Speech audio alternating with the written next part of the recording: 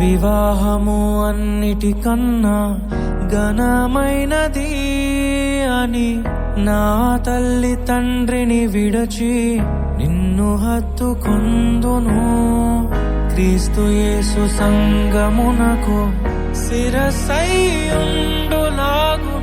నేను నా భార్యకు శిరస్సుగా ఉండెదను.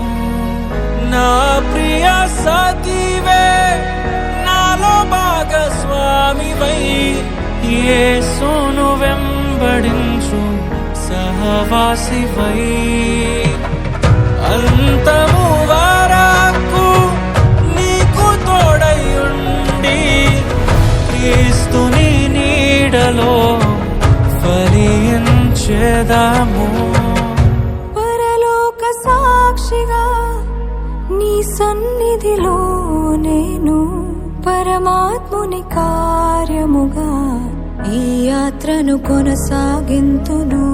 పరలోక సాక్షిగా నీ సన్నిధిలో నేను పరమాత్ముని కార్యముగా ఈ యాత్రను కొనసాగింతును.